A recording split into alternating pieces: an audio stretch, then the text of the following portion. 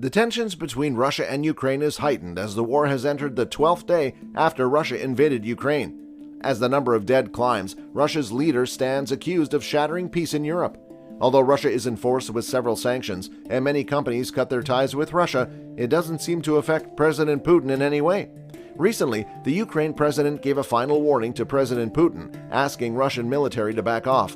Otherwise, the end will be destructive. Ukraine President Volodymyr Zelensky, in a video message, said that he is staying in Kyiv. President Zelensky also affirmed that Ukraine is going to win this war. So what is happening next? Will it jeopardize the continent's entire security structure? Stay tuned till the end to find out. Welcome to the War Zone. If you don't want to miss out on any political news, conflicts, battles, or anything else related to politics, then subscribe to our channel and hit the bell button so that you will always be notified. Tension between Russia and Ukraine hasn't aroused recently. Russia and Ukraine have been at odds for a long time. Since the invasion of Crimea in 2014, Ukraine has been living in fear of war with Russia for nearly 8 years. In late 2021, Russia began deploying big numbers of troops close to Ukraine's borders, while repeatedly denying it was going to attack.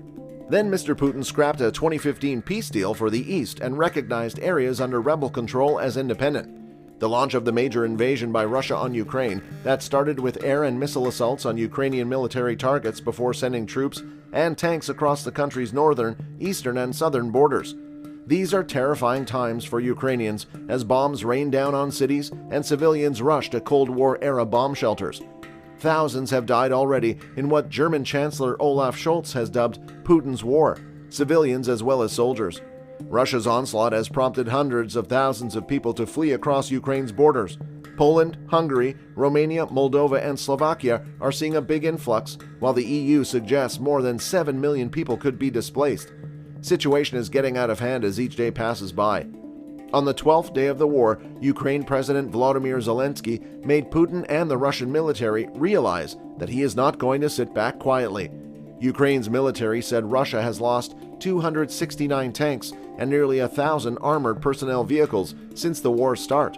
On Sunday, Ukraine president said in a press that Russian shelling has planned deliberate murder as the ongoing crisis continues to escalate with people, including children, dying in Ukraine. He clearly made clear that everyone behind this immoral situation will not be forgiven. Zelensky warned Russian troops that he will punish those who committed atrocities in Ukraine, saying that the only quiet place that awaits them is the grave. We will not forgive, we will not forget. We will punish everyone who committed atrocities in this war on our land, said Zelensky, asking how many families like this have died in Ukraine. Speaking about the loss of lives and property, the Ukrainian leader mentioned a family of a man, a woman, and 2 who were killed in Irpin when they were trying to escape.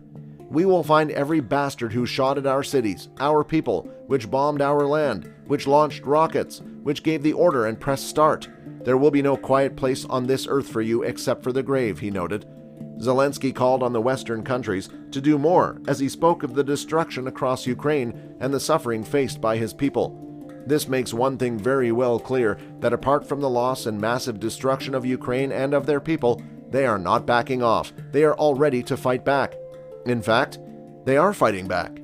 As the war entered the 12th day after Russia invaded Ukraine, a large convoy of fuel trucks of the Russian military can be seen completely destroyed by the Ukrainian armed forces near Pryluki-Cherniv region. The Russian troops were invading Ukraine from at least 3 sides. They had been launching missile attacks on residential and administrative buildings as well. The video shows that Russia's fuel trucks can be seen lying on the snow-covered roads. Several trucks are destroyed and a few of them have fallen on the ground.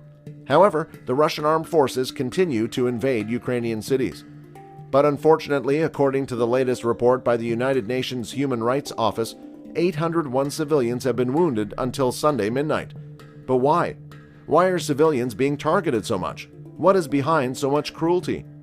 Actually, what Ukrainian authorities described as increased shelling of encircling cities and another failed attempt to evacuate civilians from the besieged southern port of Mariupol. Russian and Ukrainian forces had agreed to an 11-hour ceasefire Sunday, but Ukrainian officials said Russian attacks quickly closed the safe passage corridor. These inhuman acts are leading to loss of civilian life. In a statement released on Facebook, the Ukrainian Foreign Ministry blamed Russia for interrupting the opening of humanitarian corridors of the evacuations of civilians. The Ukrainian Foreign Ministry insisted that Russian troops continue to attack Kyiv, Kharkiv, Mariupol, Sumy, Mykolaiv, Volvos, and other places, which made it impossible for people to evacuate the places. On the other hand, the third round of talks between the delegations of Russia and Ukraine had started on Monday. The meeting was organized to let the country come together and make an attempt to reach an agreement on a ceasefire and a safe passage corridor for people. But another round of ceasefire negotiations ended without much progress on the same day. Did you know? More than 1.5 million Ukrainians had been forced from the country. Ukrainian President Volodymyr Zelensky urged his people to keep resisting. But for how long? Why is Joe Biden all silent? Diplomatic efforts to resolve the Ukraine situation have failed so far. All kinds of sanctions and freezing of bank accounts have not proved enough to make President Putin realize his mistake. It's not like they haven't affected the Russian economy. We've already seen the impact of these sanctions on Russia's currency, the ruble, which early hit its weakest level ever in history.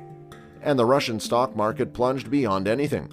The Russian government's borrowing rate spiked by over 15%. The U.S. has now sanctioned Russian banks that hold together around $1 trillion in assets. We've cut off Russia's largest bank, a bank that holds more than one-third of Russia's banking assets by itself, cut it off from the U.S. financial system. And they had also blocked 4 more major banks. That means every asset that they have in America will be frozen.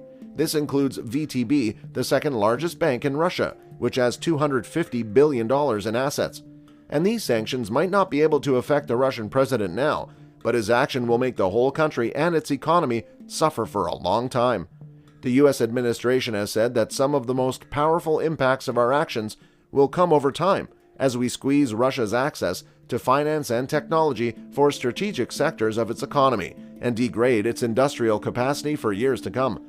Take a look at the remark that U.S. President Joe Biden made on the ongoing war of Ukraine and Russia.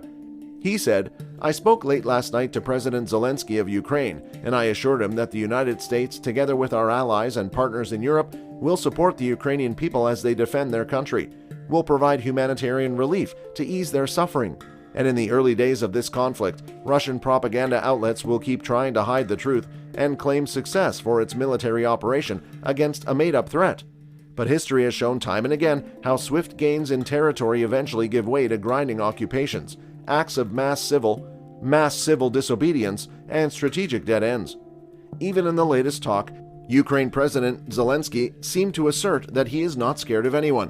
You should know what Zelensky's message was when the Russia-Ukraine war entered the 12th day. He said, "I'm staying in Kyiv, on Bankova, not hiding, and I'm not afraid of anyone, as much as it takes to win this war." He also added that victory against the Russian forces would definitely be achieved. Let's see what the future will bring for us, especially for the people of Ukraine. The massive scale of destruction which the whole world has witnessed is heart-wrenching. Such scenes are horrifying for the entire continent, witnessing a major power invading a European neighbor for the first time in decades. Let's hope the coming time brings settlement and peace for everyone. Alright everyone, this brings us to the end of our video. If you like this video, please give it a thumbs up, subscribe to our channel, and turn on notifications so you don't miss any of our upcoming videos. Until then, take care, and we will be back with another video.